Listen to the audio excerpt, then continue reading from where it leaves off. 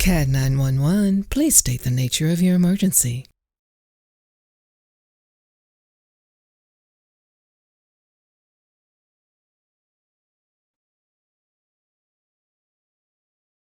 Larry, how are you doing?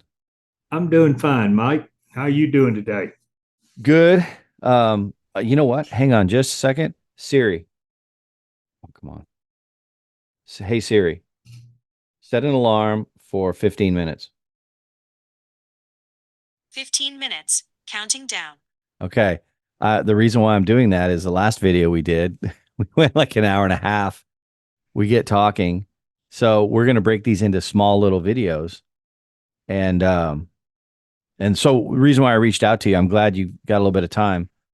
This is my old rough stair framing book that I put together. It's not really a book, it's some PDF pages, but I want to update it for the current IRC code and whatever's out there in the current marketplace for how guys are doing it. And so since you're like a stair guru, I thought I would ask you if we could go through this. If anything jumps out at you or if I'm missing anything, you let me know and then I'll put it in there. Does that sound Well, I cool? don't know if I'm a stair guru, but I do some unusual stairs in some of Well, my homes. So, okay, so just before we go anywhere, this is what I mean by stair guru. These are your stairs. See, it says Belk Design. That's you. So I'm looking at every possible kind of way that stairs can be built. So that's why I'm asking you because you know what you're doing. So that's why I wanted to get your opinion on this. So let me close this. well, I try. Let me just put it that you way. I you try do to a good come up job. with different ways of doing things. Well, let's jump on this. I see if we can get this done in 15 minutes. I doubt it, but Okay. we'll do a couple videos. So I give this away for free. It's a PDF. It's just to help people understand how to build stairs. And page one is my outline. Hey, Talks about hey, everything in Mike, here. I Yes. remember that photograph once before. Why don't you tell the story behind that? Okay, really quick. I was in Clarksville. We were building a house in uh, what was it called? It Renaissance something. It's in a assisted living building, and I was out there building a bunch of stairs. It was a 3-story assisted living apartment, and so I don't know if you can see my cursor, but I followed exactly to the plans. Everything was great, and when I put in these bottom stringers right off the beginning, they stuck past the door opening. The tread did, and I was like, "Well, that's going to suck." We put the door in. The door's going to hit the. It's not in alignment correctly. And so the superintendent was walking by, and I said, "Hey, man, something's wrong with the plans or something, whatever." And he upright called me like I didn't know what I was doing. He says, "Oh, your kickers are too thick. You screwed up. You got to tear them out." And I looked at him like, "Are you really that dense? Really?"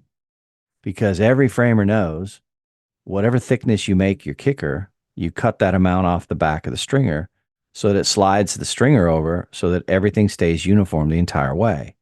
So I could have 5-inch wide uh, kickers and I'd cut 5 inches off the back of the stringer and everything would plane out correctly. So he thought I was supposed to have 1-bys, and I never use 1-bys. I use 2x8 and 2x12, and even the 2x12 has a little bevel on the bottom because that was an architectural detail. So my boss comes over, and I'm so mad at this skinny tight jean wearing know it all who doesn't know anything that I took out a 2x12 and I wrote down. I made a stair framing class, and I wrote it out in black Sharpie, and I showed how everything's calculated, how it all works, and how something's wrong with the plans. And I nailed it to the wall. And my boss, he laughed, and then he said, take that down. But yeah, we ended up having to move the doorway to make it work because it wasn't correct. And I did everything perfect. There's nothing I could have done different. But I just couldn't stand some superintendents, man. They just get out of control. Anyways, let's carry on. So really what I wanted was I want to make sure that at least in this book, the terminology is uniform so that everybody's talking the same thing. So for me, total rise is from floor to floor.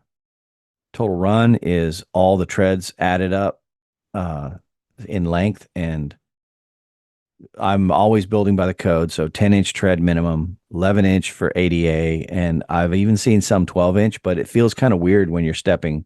I mean, I don't know about you, but I don't like to step on a 12-inch tread because it's getting to be too far. So these are all the terms: stringers, risers, treads. If anybody wants to read all this, they can hit pause on the video and we'll carry on because there's pictures. And I like pictures more than I like words.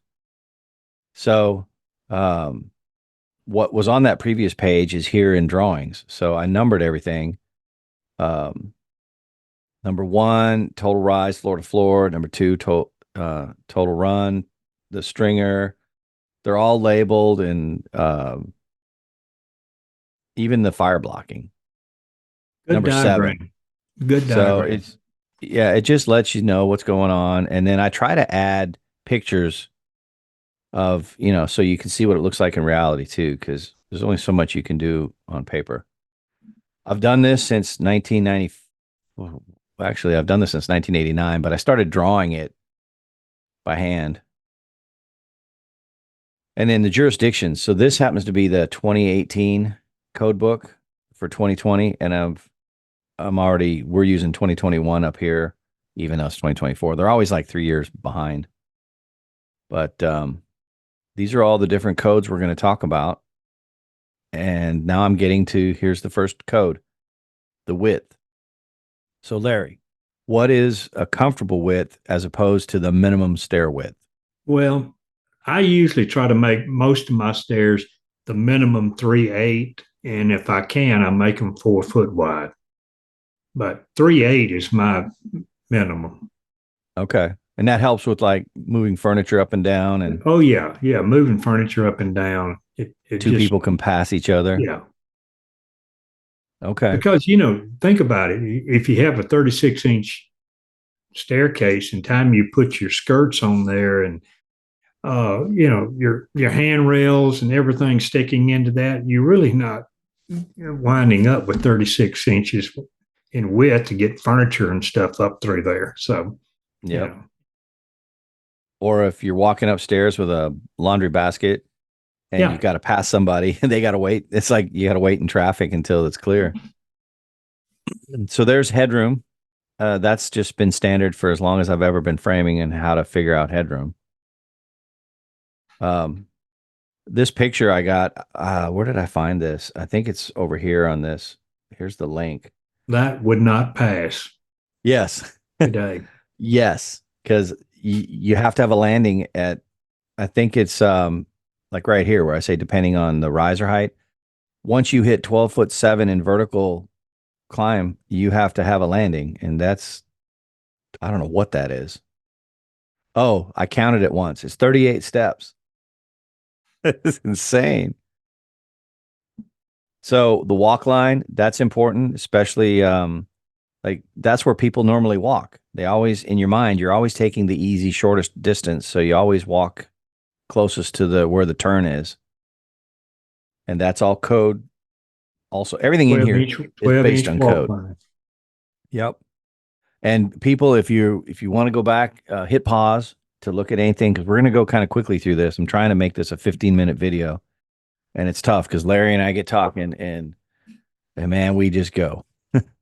So there's treads and risers. Oh, and I have to apologize. We have 3 dogs. So they're all letting us know stuff's going on.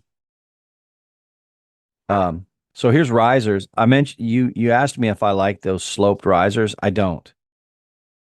This is usually a precast concrete style thing, but in the building we were working on, this is on their plans. They wanted this. And I'd never done this before. And you can see the speed square showing how much difference it is. I think it was an inch. But we had to build them. And on the next page, you'll see them. But, and then this is an as-built I was doing before they tore this house apart.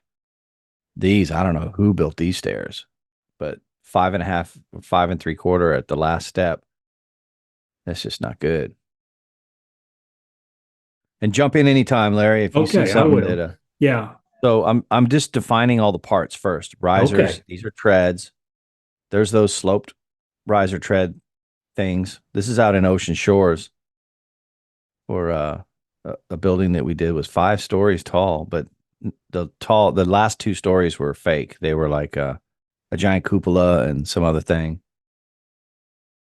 Winders. I hate winders, but I hate winders too. I hate this them is with about as good passion. as I could get is a winder like this because I don't want the winders where they have a bunch of pie shapes. I just I don't there's too much room for getting hurt. Nosings. That's what this is showing, the 2x12 sticking past the riser or the kicker. You got You some don't have good to have it. photographs of examples. Yeah, you don't have. Well, this was actually in your old stomping grounds out in the Memphis, Germantown, Cordova area. Um, and I used to use a chop saw and cut everything flawless so that I've more than one occasion had a builder come in and go, man, that is some clean framing. Even though the lumber is number two and it's all, no solid four corners, but it helps you get another job. They see that you know what you're doing. This was a mistake. That's all I got to say is the stairs were put in on the wrong direction. That's why it says do not blindly follow the plans. You better know which way the plans are oriented on the ground. So this blue area, they'll explain. You can hit pause and read that. So to get floor to floor, I use a laser a lot. I'll put a laser up here and run it out, and then I'll subtract the height from the laser to the base, and then I'll go to the floor. But that's only if your floor is level. If you're building stairs off of a deck where the ground slopes, you have to extend out and measure way out here at the bottom. Here, you could just drop your tape straight down, and if your floor is level, you're good.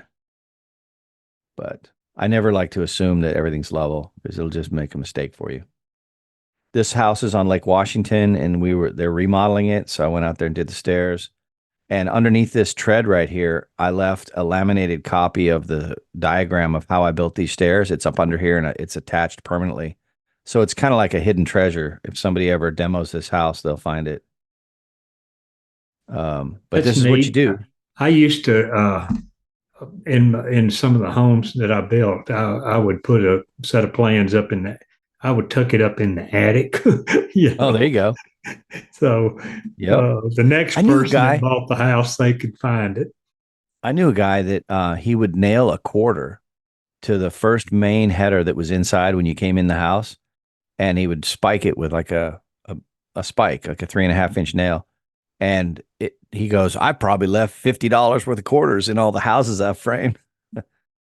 But so modern framers now use calculators. We could still use framing squares, but calculator will just get you the exact answer really quick if you know how to use them.